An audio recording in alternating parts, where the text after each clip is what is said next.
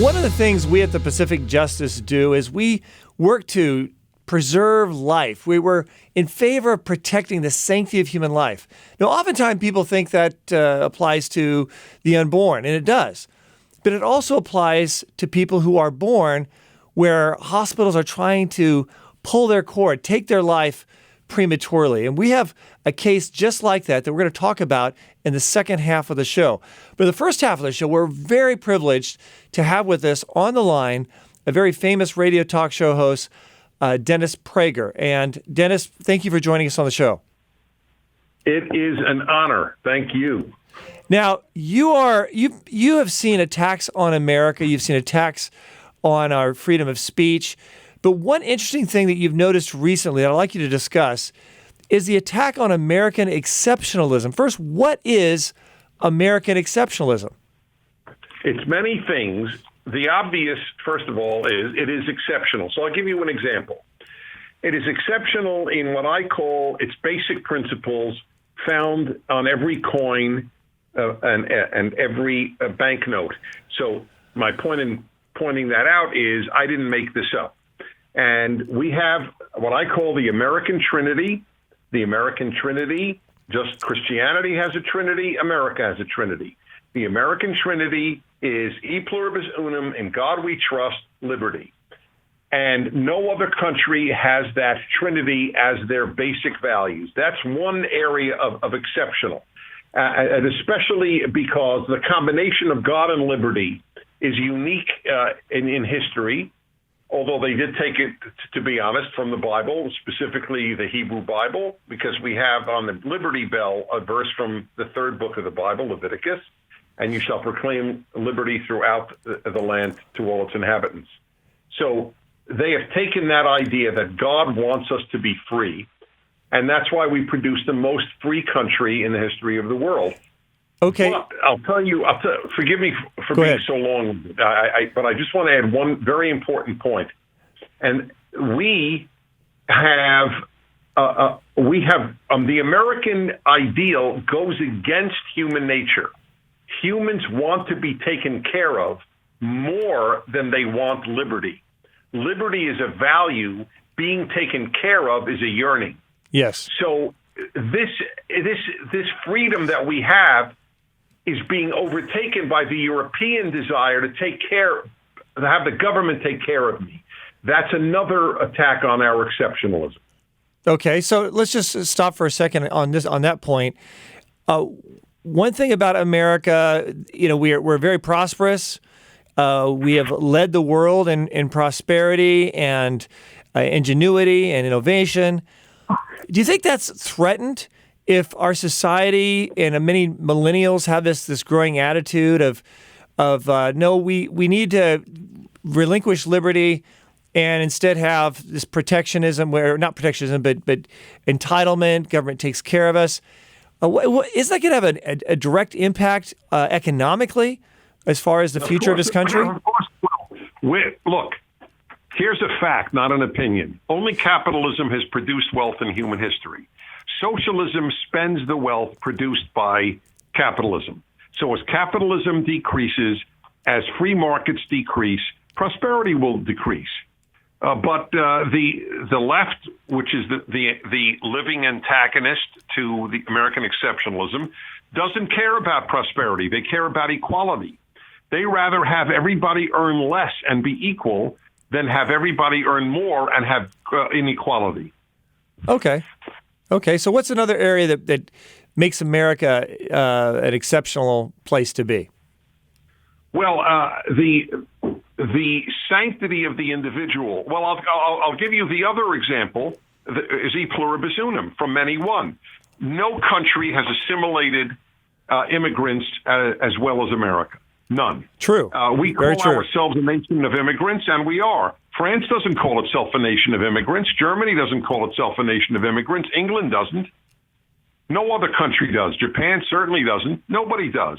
We are, because when immigrants wanted to be American as opposed to just come to America for money, then they became American and they were proud to be. My neighbor is an Arab Christian.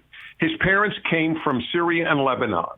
They didn't even speak to their kids in Arabic because they so wanted them to Americanize. That has changed. Yes, it has changed. I remember even back in the 70s, when someone came to this country, they would learn English. Their parents wanted to learn English, speak English. The idea of even keeping their language was quickly discarded because they wanted that child to be Americanized. Now, of course, there's an advantage to having a second language, particularly with the world economy. I think it's great to have a second language. But is it because you want to know a second language or because you don't want to assimilate? Right. I know Europe's having a lot of problems along those lines because of that. And you're right. That is a definite point of distinction in the United States, and the fact that we really are a melting pot, and we are Americans first. And I think that's at least historically, but that seems to be breaking away. That seems to be challenged. And why is that challenged? And who's challenging the idea of America first, and American exceptionalism? The left. The left can't stand. The left prefers equality to liberty. It prefers multiculturalism to e pluribus unum, and it prefers a secular society to "In God We Trust." There is nothing about the American Trinity the left affirms. Yeah, that's very, very well said. I know we at Pacific Justice Institute had a case defending our national motto, "In God We Trust," on our currency, and we won that case before the Ninth Circuit Court of Appeals. Supreme Court allowed that to stand.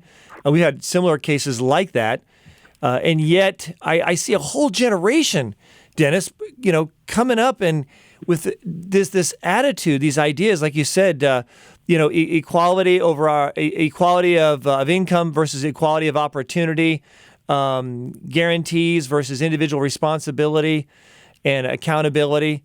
The attitudes of a big government and guaranteed education, guaranteed this, guaranteed that, guaranteed health care. Do you see this trend changing anytime soon? And if so, how could it change directions? Because it is definitely, I think, a challenge to this whole new generation. Simple. It's very simple. People have to understand, and I've been writing this for the decade. The United States is in a civil war. It is the left versus the rest of the country. It's even left versus liberals, but most liberals don't understand this. Right. Some liberals, like Alan Dershowitz, do, as he said to me, and it's not only on audio, it's on video. As an American, as a liberal, and as a Jew, he fears the left much more than the right. Wow. Which, of course, is yes, absolutely. But he's right. Most liberals are naive, but they're not. They don't seek to fundamentally transform America. Barack Obama sought to fundamentally transform America. Those are his words. Yes. The left wants to fundamentally transform America. That is frightening.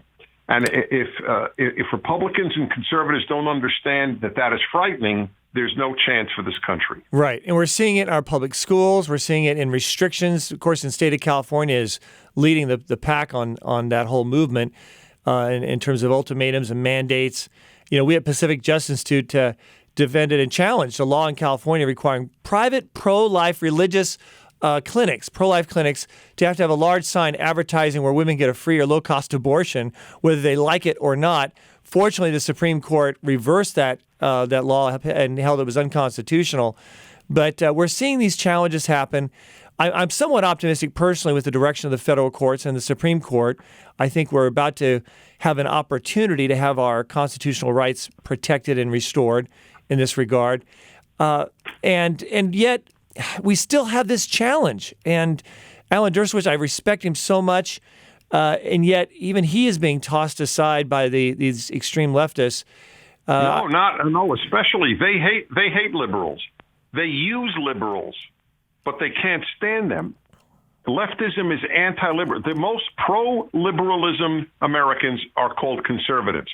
We want to protect free speech, right, which was a cornerstone of liberalism. We want to protect racial integration. The left wants black dormitories. That's right. What the KKK wanted when I was a kid. Yeah, you're right. Yeah, so you're right. They have become the extreme, so extreme that it's very frightening when you look at what their agenda actually holds for the future. Now, before we forget, Dennis Prager, you're going to be our keynote speaker at a very important upcoming event, our gala, our celebration of justice, on October the 27th at the California Grand Disney Hotel, and we're very excited about that. What are you going to be talking about at this event? There's so many things going on. I know it's going to be very timely, but can you just give a little window of what you're going to be speaking at our big gala on the October the 27th? I will be touching on the issues that I've been talking to you, but obviously I'll spell it out in much greater detail. The civil war that we are in, the role of your terrific organization, and what the fight is about. I mean, listen, if people don't understand, you can't win a war if you don't know a war is taking place. Well said. Well said. And I know your PragerU does an excellent job discussing that, educating so many Americans every day. And I encourage people to check that out on YouTube. Thank you. Yes. Yeah, PragerU. It's I guess it's PragerU.org.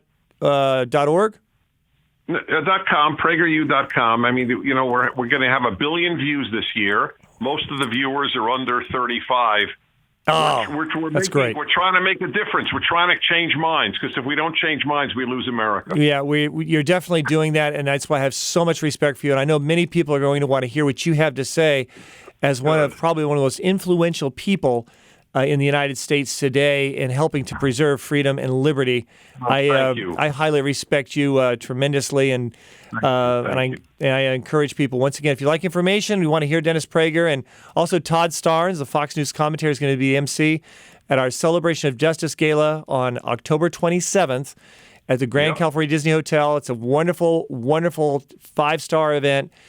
Just simply go to our website, pji.org, P for Pacific, J for Justice, I for Institute, pji.org, and you can register there. We already have 4/5 of our tickets are already sold. So if you'd like to come and hear Dennis Prager and enjoy the event, it's also wonderful, wonderful food. We have a seafood and a beef dish. I think Dennis will appreciate that as well. Yeah, and that's great. So anyway, Dennis, thank you once again for being on the show. You're welcome. Thank you. Keep up the great work. And if we can ever help you at any time, in any way, getting your message out, never hesitate to give us a call. And God bless. God bless you. Thank you. See you then. Okay. Take care. Right.